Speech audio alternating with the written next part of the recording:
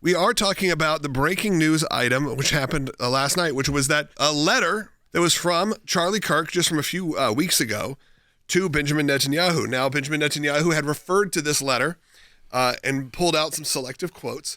And a lot of people, sadly, on the right, questioned not necessarily the authenticity of those quotes, but that you were getting the full picture. But the full letter was released.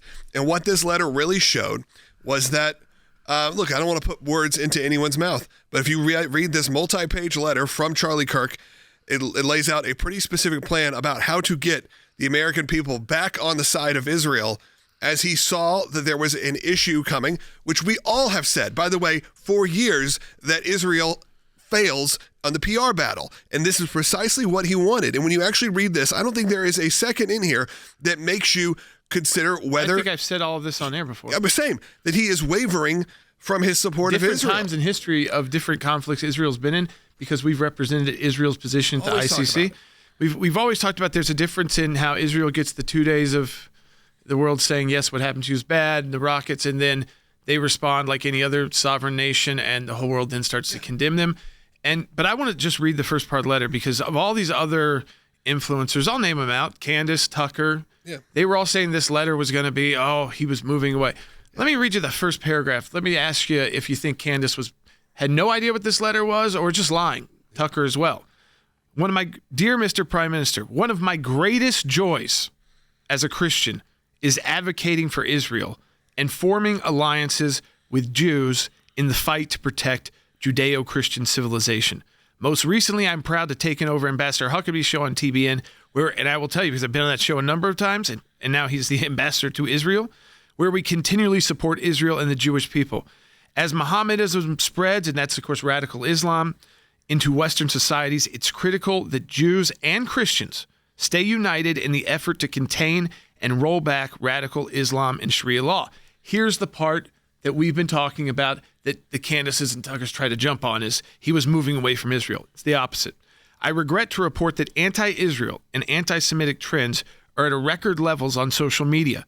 These negative sentiments then flow downstream into college campuses and even seep into the conservative MAGA community. But this totally undoes a narrative. That's just paragraph 1. Yeah, this totally undoes a narrative that was being spun by sort of the far right, what they call them, the woke right, I guess what you'd say, influencers that were coming at this. And look, some of them are very popular, and I see in the comments, people are questioning even the authority of this letter.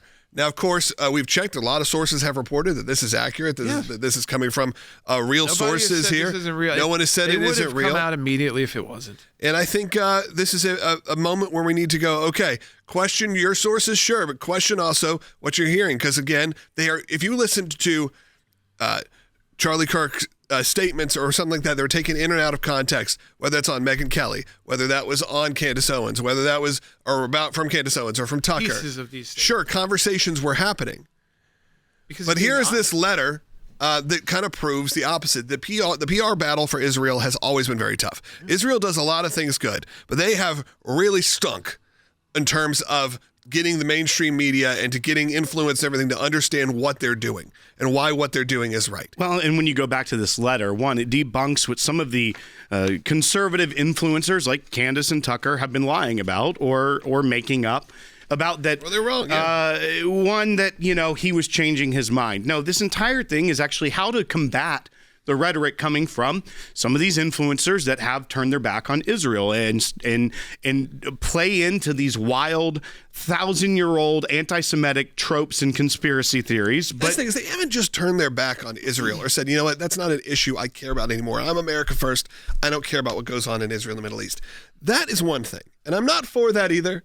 But I can at least say that's it. That is saying I no longer want to be affiliated with this political issue, war, and these kind of things. It's when they start adding in all of the tropes and all of the conspiracy theories and all the things that don't just loop in Israelis, they loop in the Jewish people as a whole. And look, and I will tell you, from just the content I've seen, and I've seen quite a bit from them, it's not that, we're not bloviating here, that the right, this sort of extreme right, was starting this process.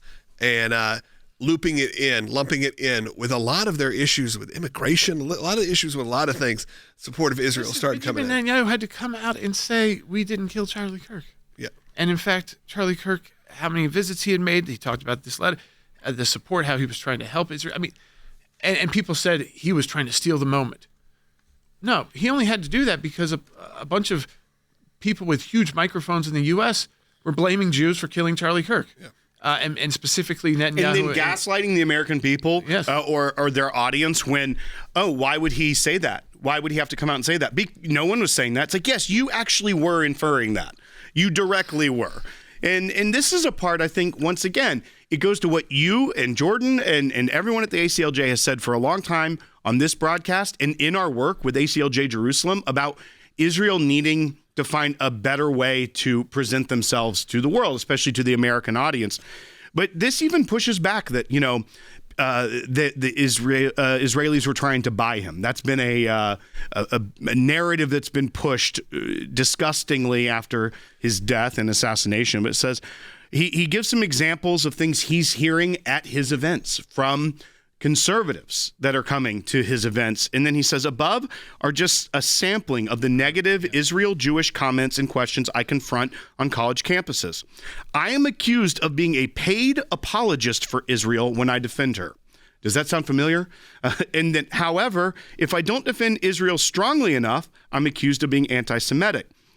I know you've got a 7-front war, and my kvetching pales in comparison.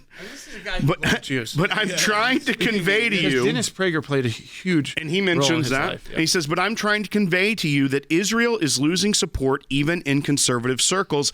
This should be a 5-alarm fire. And then instead of saying, so you deal with it, I'm out of here, he gives, this is a 7-page letter, examples and plans. Like, here's some, I know these are unsolicited recommendations, but my team and I suggest this to you if you're open-minded about a communications reset.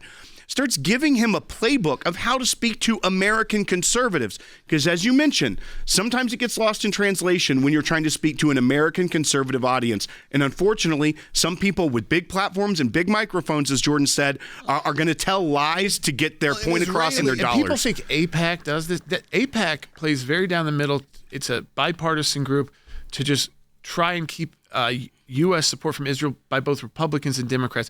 They're not the right group to be doing this for a specific conflict. What he's saying is we need, which conservatives, we've always known, this is why we have CPAC, it's why we have the Leadership Institute, Prager's doing the education. He was saying you need to put together these surrogates who aren't you and educate us on, and so we can educate you too on messages that will actually resonate to the people we're talking to in America. You to understand, we've been on those calls and emails with people in Israel for decades about this conversation. This is an ongoing conversation because Israel somewhat knows they lose this battle. It does get lost in translation because a conservative Israeli is very different than a conservative American.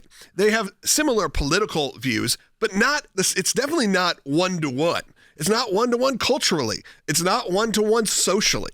There's a big difference. So you have to figure out how to talk to people about these issues.